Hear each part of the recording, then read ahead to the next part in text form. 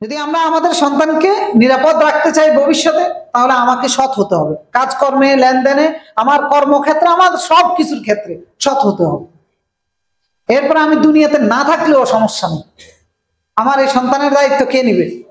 মৃত্যুর সময় আপনাকে সুসংবাদ দিয়ে দেওয়া হবে যে তুমি চলে যাচ্ছ। ইন্নাল্লাযীনা ক্বালু রাব্বুনাল্লাহ সুম্মা ইসতাকামু তাতানাজ্জালু আলাইহিমুল মালায়েকা আল্লা তাখাফু ওয়া লা তাহজানু। দলে দলে ফেরেশতা এসে বলবে যে চলে যাচ্ছ, কোনো সমস্যা নাই, ভয় পেও না, হতাশ হয়ে না, কারণ তুমি আল্লাহরে মেনেছিলা এবং মৃত্যু পর্যন্ত আল্লাহর রাস্তায় ছিলে, যার কারণে তোমার সমস্ত ভয় দূরে ঠেলে দাও, দায়িত্ব আল্লাহ নিয়ে নিয়েছে। সন্তানের প্রথম অধিকার হচ্ছে সে যাকে পিতা হিসাবে পাবে ওই পিতাকে সে সৎ ব্যক্তি হিসাবে, নেককার ব্যক্তি হিসাবে পাইতে হবে। এটা সন্তানের হক।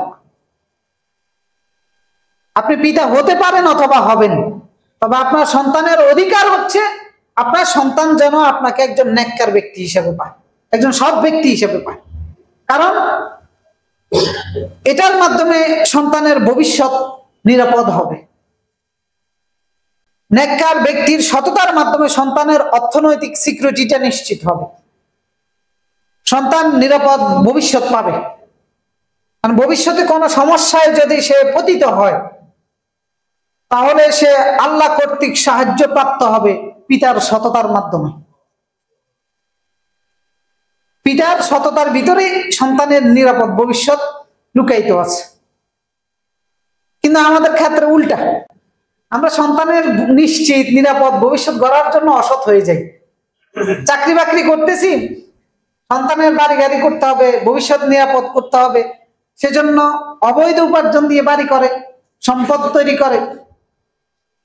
অথচ বিষয়টা হচ্ছে উল্টা, সন্তানের ভবিষ্যতের দিকে তাকিয়ে ঘুষ খায়, দুর্নীতি করে, চাঁদাবাজি করে, ক্ষমতার অপব্যবহার করে। সন্তানের ভবিষ্যতের দিকে তাকাইয়া অবৈধ টাকা দিয়ে ডিপোজিট করে, কোটি কোটি টাকার ব্যাংক ব্যালেন্স তৈরি করে, 10টা 5টা বাড়ি তৈরি করে। জিজ্ঞেস করলে একটা জিনিস, যে সন্তানকে নিরাপদ ভবিষ্যৎ দিয়ে যেতে চাই, এরপরে এই আকাম কুকাম করে তৃপ্তির ঢেকুর তোলে যে হ্যাঁ সন্তানকে বাড়ি গাড়ি তৈরি করে দিতে পারিস। অথচ সন্তানের নিরাপদ ভবিষ্যৎ হচ্ছে পিতার সততার ভিতরে। এর প্রমাণ হচ্ছে আমরা সবাই মুসা আলাইহিস সালাম এবং খিজির আলাইহিস সালামের ঘটনা জানি। মুসা আলাইহিস সালাম এবং খিজির আলাইহিস সালাম একটা গ্রামে গিয়েছিলেন হাঁটতে হাঁটতে। ফান্তালাকা হাত্তা ইযা আতায়া, সূরা কাফের মধ্যে এসেছে ৭৭ এবং ৮২ নম্বর আয়াত। ফান্তালাকা হাত্তা ইযা আতায়া আহলা ক্বরিয়াতিন ইসতাতআমা আহলাহা ফাবা। হাঁটতে হাঁটতে একটা গ্রামে গেলেন, ওই গ্রামের মানুষের কাছে খাবার চেয়েছেন। হাঁটতে হাঁটতে ক্লান্ত ওনারা, কিন্তু মানুষগুলো তাদেরকে খাবার দিতে অস্বীকার করলো, আপ্যায়ন করে নাই।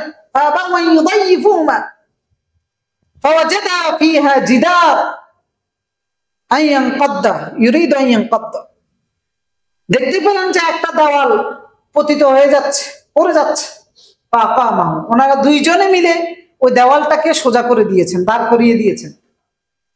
মুসা আলাইহিস সালাম বলতেছেন, লাউ শি'তা লাত্তাখাযতা আলাইহা আজরা।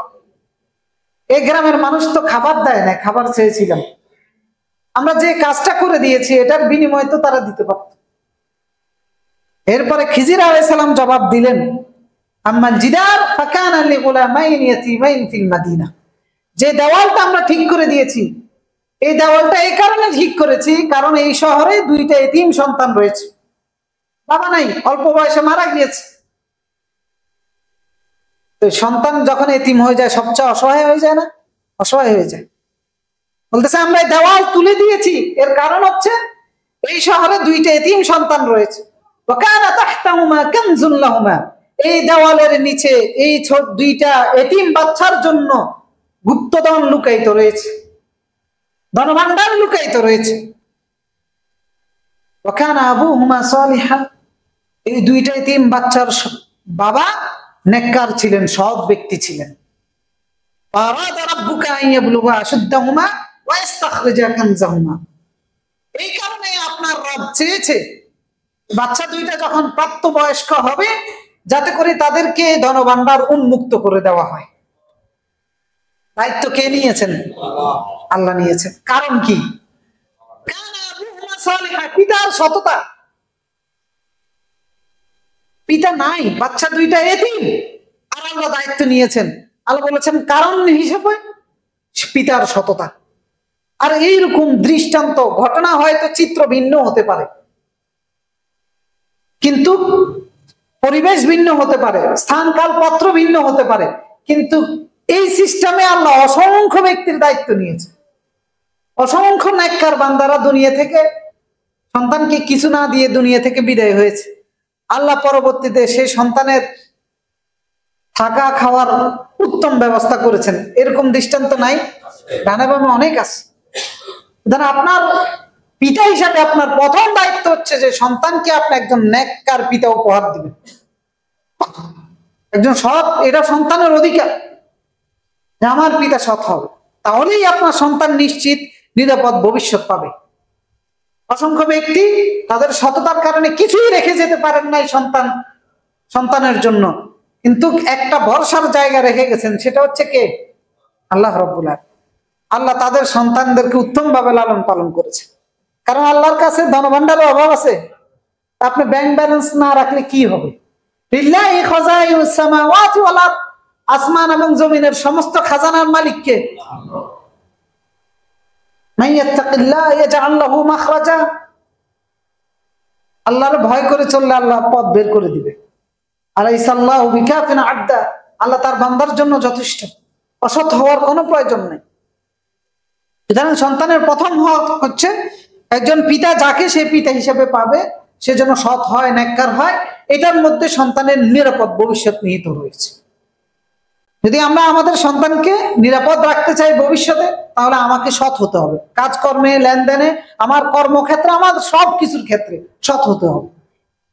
এরপর আমি দুনিয়াতে না থাকলেও সমস্যা নেই, আমার এই সন্তানের দায়িত্ব কে নিবে? মৃত্যুর সময় আপনাকে সুসংবাদ দিয়ে দেওয়া হবে যে তুমি চলে যাচ্ছ। ইন্নাল্লাযীনা ক্বালু রাব্বুনাল্লাহ সুম্মা ইসতাকামু তাতানাজ্জালু আলাইহিমুল মালায়েকা আল্লা তাখাফু ওয়া লা তাহজানু। দলে দলে ফেরেশতা এসে বলবে যে চলে যাচ্ছ, কোনো সমস্যা নাই, ভয় পেও না, হতাশ হয়ে না, কারণ তুমি আল্লাহরে মেনেছিলা এবং মৃত্যু পর্যন্ত আল্লাহর রাস্তায় ছিলা, যার কারণে তোমার সমস্ত ভয় দূরে ঠেলে দাও। দায়িত্ব আল্লাহ নিয়ে নিয়েছে। সুতরাং প্রথম অধিকার হচ্ছে সন্তানের পিতার সততা। এখনো বাবা হন নাই, সুতরাং নিজকে সৎ হিসেবে তৈরি করেন। বাবা হয়েছেন, নিজকে সৎ হিসেবে রাখুন, ইনশাআল্লাহ এর মধ্যেই সন্তানের নিরাপদ ভবিষ্যৎ নিহিত রয়েছে।